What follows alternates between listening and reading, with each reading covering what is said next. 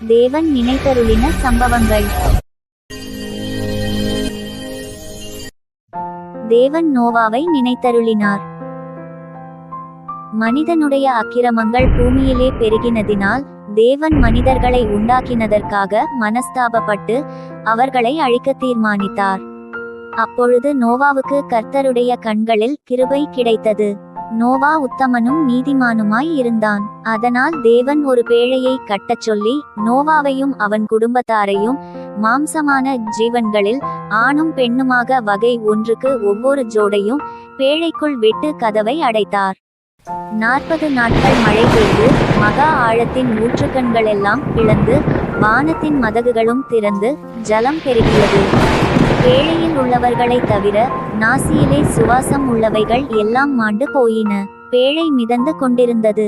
பேழைக்குள் இருந்தவர்களுக்கு அடுத்து என்ன நடக்கப் போகிறது என்று தெரியாத ஒரு சூழ்நிலை இருந்திருக்கும். ஆனால் வேதம் சொல்கிறது, தேவன் நோவாவையும் அவனுடனே பேழையிலிருந்த சகல காட்டு மிருகங்களையும் சகல நாட்டு மிருகங்களையும் நினைத்தருளினார். தேவன் பூமியின் மேல் காற்றை வீச பண்ணினார். அப்பொழுது ஜலம் அமர்ந்தது. பின்பு தேவன் பேழையில் உள்ளவர்களையும் மிருக ஜீவன்களையும் வெளியே வரப்பண்ணினார்.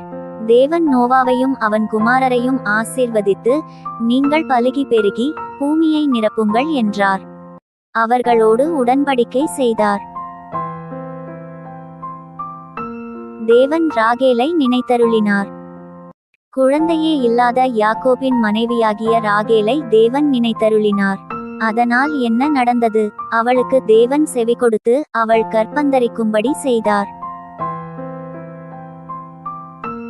தேவன் இஸ்ரவேல் ஜனங்களை நினைத்தருளினார். இஸ்ரவேல் புத்திரர் எகிப்தில் அடிமைத்தனத்திலிருந்தபோது அவர்கள் தேவனை நோக்கி கூப்பிட்டார்கள். தேவன் இஸ்ரவேல் புத்திரரை கண்ணோக்கினார். தேவன் அவர்களை நினைத்தருளினார். அதனால் என்ன நடந்தது?